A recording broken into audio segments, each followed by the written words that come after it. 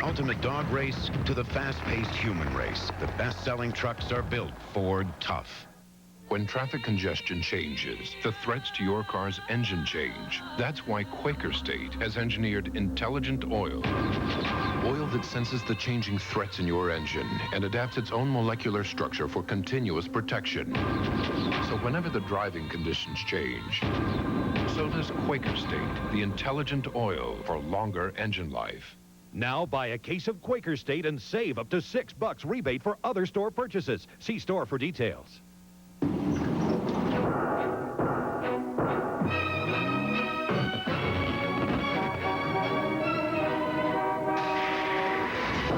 can't guarantee you'll never have a bad day. So it's nice to know that a PPG certified collision repair shop can restore your car's finish and guarantee the paint for as long as you own your car. PPG, world leaders in automotive finishes.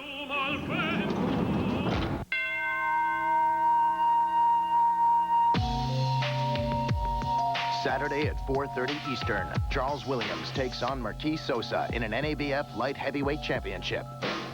Top Rank Boxing on ESPN.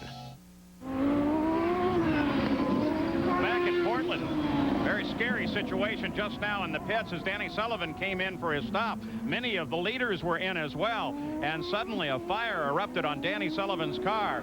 And with the help of crews from everywhere, you can see some of AJ's guys came down there and threw water on the car, which is the great thing about the fuel being methanol. You just dump as much water as you can on, and it takes it down below its ability to burn. But it was a scary moment, and in fact, you still kind of look around and make sure that there is no fuel in the pits. Jan Beekes? Well, what they're doing, Paul, is they doused everyone here with water right now. Everyone is checking to see if everyone's okay. You can see here that Danny Sullivan is talking with some of the crew. The thing you do with the water is methanol will dilute with water. Of course, gasoline will not. It looks obviously as though the fire is out. A lot of water around here, and you can obviously see that everything worked the way that they always hope methanol fires will. We'll have to check to see if anyone did get scorched. Danny Sullivan apparently is okay. Girlfriend Brenda. Talks to Brenda. That is a scary thing for a driver because you can get trapped in those cars. Here it is. They get Sullivan out, but the flames are on the right side of the car. There's a crew member right behind on fire. He's on fire and he doesn't realize it. You hate to see that type of activity because you just don't know how serious it could be. Boy, look how fast they responded, Jan. Everybody's okay. Well, there's a big crowd, obviously, around Danny Sullivan. Everyone's streaming in to find out what happened, and we'll just join the interview in progress. Danny, what happened? Well, I can't really say 100%, but they gave me the word to go and took off, and Jerry wasn't totally disconnected, so it just twisted the nozzle when it comes out and sprayed fuel everywhere. And you know, there's so much hot stuff around there, it just ignited it. So did you get burned at all? No. As far as I know, nobody did. I mean, I think there were some hot people, but I don't know if anybody really got burned. Well, I'm sure that's not how you wanted to end it, but thankfully everybody's okay. Thank you. Well, good news. Only his second DNF of this season for Danny Sullivan. He's been in there, been in the fight. And we have another full course yellow, not due to that situation, but due to the blockage down in the first turn. And that gave everybody this opportunity. Al Unser Jr., as the leader, came into the pits during the yellow, as in fact did most of the leaders of the field. In fact, we look down the order, everybody came in. Watch Penske. See this? Whoever they were watching on the racetrack, Paul Tracy did the same thing. That's who they were worried about. That's who they were worried about. He was down at the end. Watch for little Al come out. His stop was only just over 11 seconds. Now, here's the key, though. Al Unser Jr. will have to go 39 more laps if he's to finish without another pit stop. Gary Gerould? Well, Derek, you mentioned that he took on fluid. We knew that he wanted some. He didn't have much time because that had to be one of the most sensational pit stops we've seen this entire season. It was 11 and a fraction seconds from the Newman Haas team. Tracy got his sip of fluid. He is back out there. It was a brilliant stop. But the key here is that it came with 39 laps to go. And I think that means we're going to see everybody back on pit road for a third time before this one's over. Jan? Well, Gary, the fact that he could do that pit stop in 11 seconds tells you something. They didn't fill that car up. You can't do it that fast. But the Penske team, on the other hand, I think they got a full load of fuel into Al Unser Jr. The crew is very upset about the yellow. A lot of times they're excited. It's because they wanted to pit on lap 69. They knew that would be their last pit stop. Now, they're not totally sure. It's a Penske gamble. They said, we had to come in because if everyone else did and they could make it, that would be the race.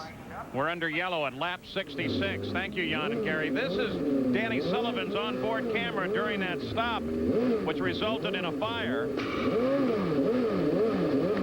Nothing yet.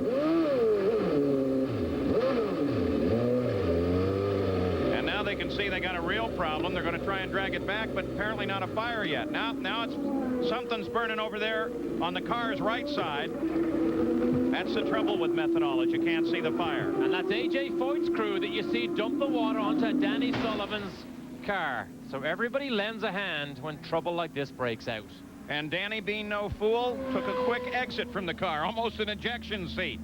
So under full course yellow now, Al Unser Jr. is still the leader over Paul Tracy and Jacques Villeneuve as the Budweiser G.I. Joe's 200 continues from Portland International as part of the Rose Festival.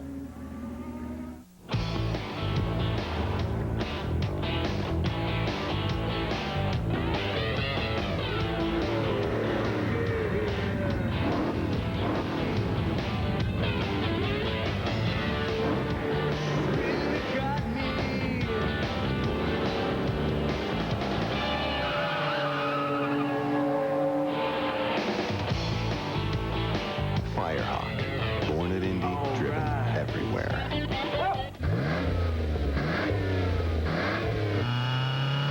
With new spark plugs, you get improved performance for a while.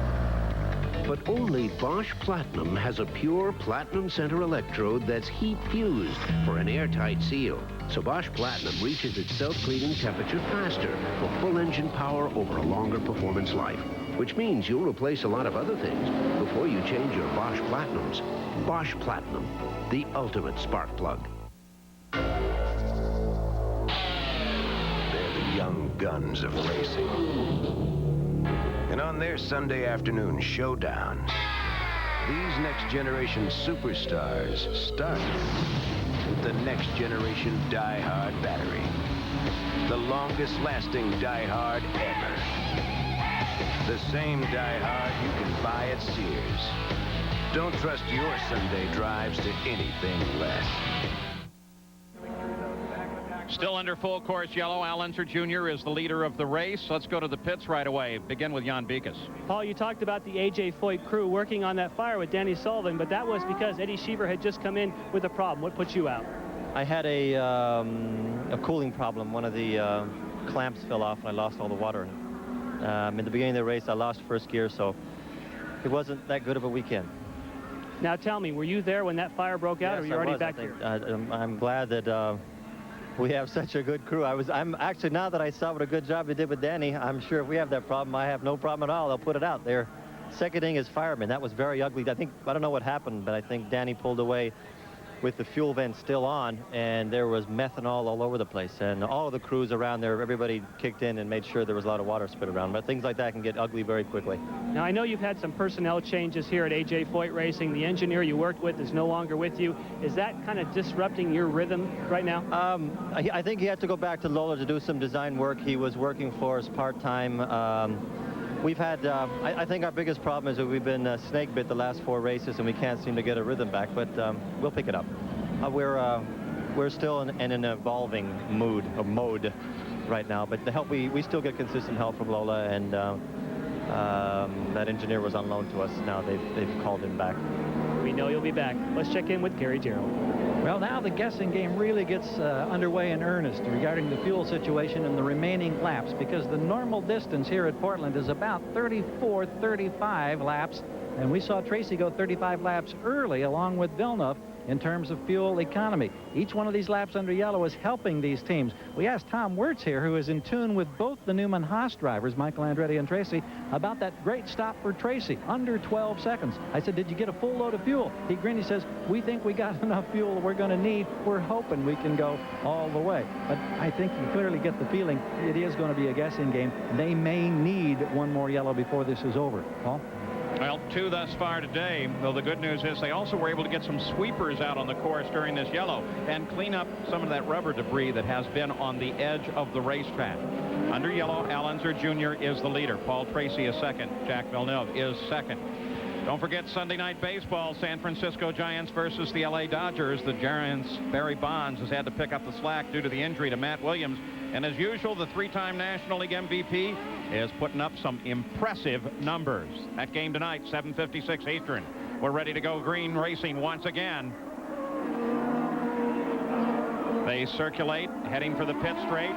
They should see a green flag as they come screaming off that final corner, the carousel. And here we go. Al Unser Jr. handles up the one problem that he had, which was Scott Pruitt sitting ahead of him, and put some distance between himself and the 3-car of Paul Tracy. Jacques Villeneuve is able to close in just 1 car back, separated only by Eric Bachelard. Look at Christian goes by Villeneuve. Oh, what happened there? Well, Villeneuve was in trouble under braking. Locked up the right front, was slow in. Now he's in all sorts of trouble. No, there's more than that, yeah. There's more than that now. Villeneuve just suddenly slowed on the exit of the corner. And now he's almost nowhere to be seen as Paul Tracy continues to try to work his way up. Comes around Alessandro Zampedri in the Peyton Coyne car. There's Villeneuve, but running off the pace and well back. In deep trouble.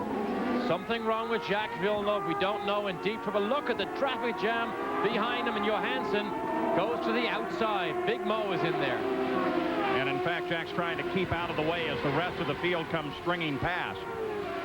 Whatever it is, it's a shame they couldn't have fixed it under yellow. Has he got a puncture? They all look up. That's funny. Well, the race control is saying that, and this comes in from the corner workers, SCCA corner workers from several regions around here, manning the corner stations here, that he might have run over debris, but the tires look good. Of course, that doesn't mean that they are good. Gary Gerold's right there. Well, we watch this team, this sensational driver. Boy, you see him shake his head in frustration. We hear it may be debris that he ran over on the track. I'm not sure that the crew knows. They're all anxiously on this side of the wall watching the crew change tires. Now they're pointing out something back there on the left rear suspension, and there may have been debris from Scott Pruitt's car. Now the engine's off. And one of So the they're going to have to peel the bodywork back here. One of the IndyCar officials, Gary, noticed something on the left rear of the car. Let's see if we can look at the replay and figure out what happened, Derek. And it's a simple start. Al Jr. clears Scott Pruitt. Paul Tracy pulls out of line also. Jacques Villeneuve back behind. He's following Paul Tracy. Nowhere close to him. That's Robbie Gordon right behind him. Now watch what happens when he gets into the braking zone. There's something flickering. Yeah, that's just a tearaway that I think came from... Oh, Jacques Villeneuve goes over it, and suddenly the car begins to... Something happened right as he put his foot on the brakes. The car made a twitch, locks up that right front, and he's slow from there on. Well, that was flickering on the course there looked to be a tearaway off of Matsushida's car. Gary Gerold? Well, here's Jacques. What happened? Just when I hit the brakes, something broke on the left rear, and that's it.